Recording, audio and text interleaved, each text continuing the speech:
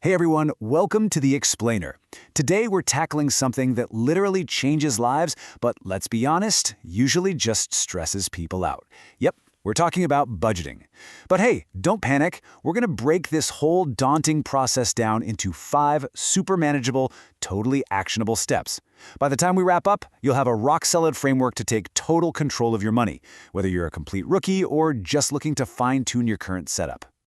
Okay, let's dive right into this.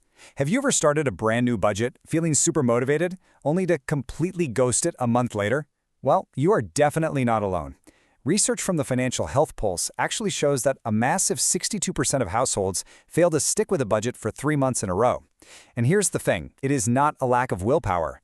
It's psychological friction. Old school budgeting just feels reactive, restrictive, and honestly super tedious. Tracking every single coffee receipt, it feels like a second job. So today, we're going to flip the script and build a system that actually works with your psychology.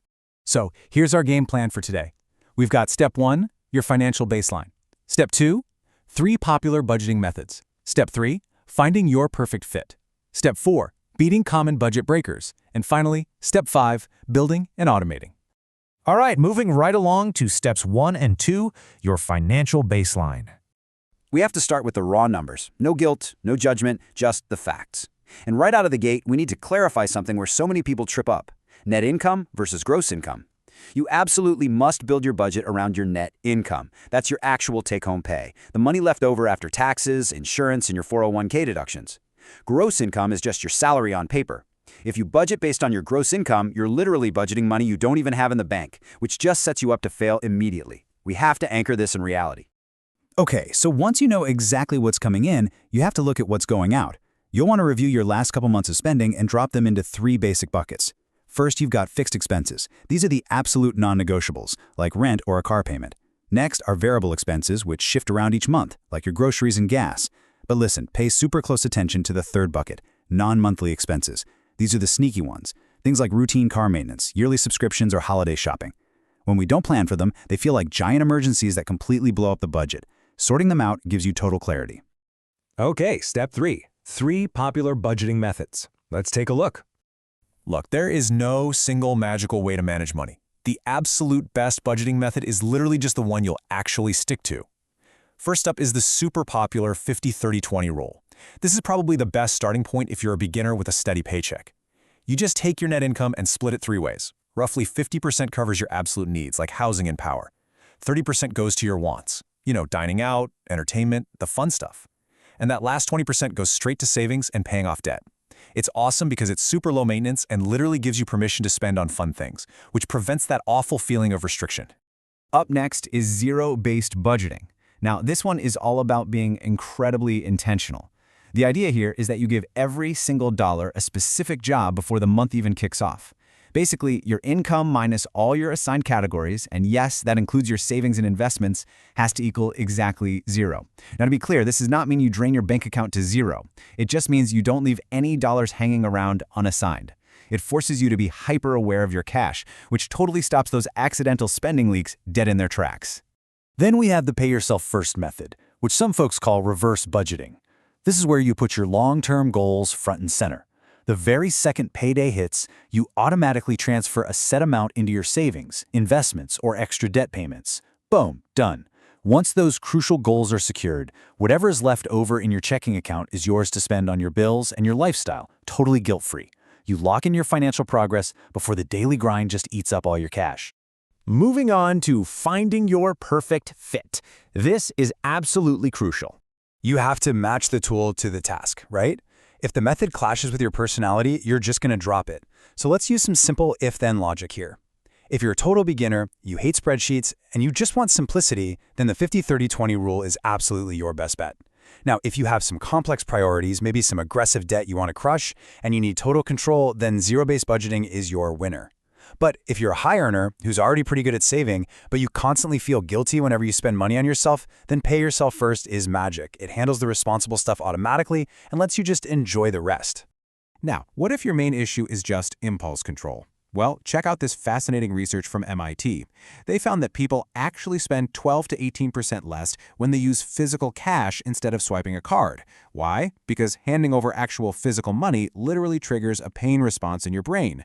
It's crazy. So if you're struggling with overspending in a specific area, say eating out or online shopping, try a hybrid approach. Keep the bulk of your budget digital, but pull out actual cash and put it in an envelope for those high-temptation areas. When the envelope is empty, you're done. It's a remarkably powerful behavioral trick. All right, let's jump into step 4, beating common budget breakers. The absolute biggest budget killer out there is an unpredictable paycheck. If you're freelancing, working the gig economy, or you're self-employed, standard budgeting advice just kind of falls apart because you don't know what you're making next month. But there's a 2-part fix for this. First, always base your budget on your lowest typical income month, not the average. Second, you need a buffer account. This is basically a cushion in your checking account that equals 1 month of essential living expenses. The goal is to live on last month's income, not this month's. It completely takes the panic out of those feast or famine income cycles. And when those variable paychecks do roll in, you use what we call priority-based spending tiers. You fund these in order, chronologically. Tier 1 is strictly survival: rent, basic food, utilities. Tier 2 covers your obligations, like minimum debt payments. Tier 3 is security, which means funding that buffer account we just talked about. Tier 4 is progress, throwing extra cash at investments or big goals. And finally, Tier 5 is quality of life, hobbies, eating out.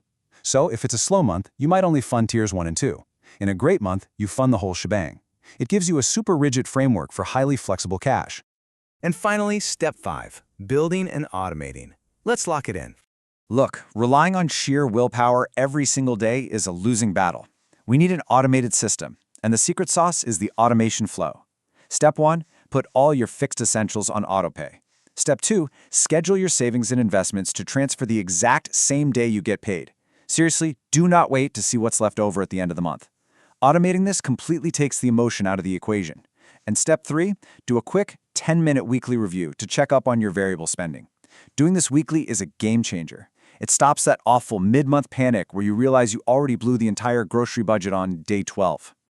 Oh, and speaking of automating things, there is a wild new development happening in personal finance apps right now. It's called Savage AI. Think about it. Normal bank alerts are so boring, we just swipe them away, right? It's notification fatigue. Well, Savage AI uses behavioral nudges and just straight-up snark to break your impulse buying loops. Imagine doing some late-night online shopping and getting a notification that says, "Oh, look, another 2 a.m. clothing order. I guess your savings account is just a suggestion to you."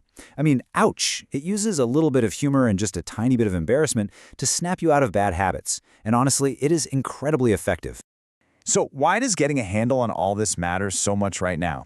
Well, $18.8 trillion. That's a T, trillion. According to the Federal Reserve Bank of New York, that is the current total of U.S. household debt. Between inflation, the cost of just living, and the endless stream of subscriptions we all have, the financial stakes are literally higher than they've ever been. Mastering these 5 steps, really knowing your baseline, picking the right method, planning for a regular income, and automating your life, that is the exact shield you need to protect yourself and start building real wealth. So I'm going to leave you with a quick but important question. What is one single financial habit that you are going to automate today? Are you going to set up that pay yourself first transfer? Maybe finally audit all those streaming subscriptions. Seriously, don't wait for the perfect moment or for the ultimate color-coded spreadsheet. Just pick one thing, automate it right now, and take that first massive step toward mastering your money. Thanks so much for hanging out with me for this explainer, and I will catch you in the next one. Like and subscribe.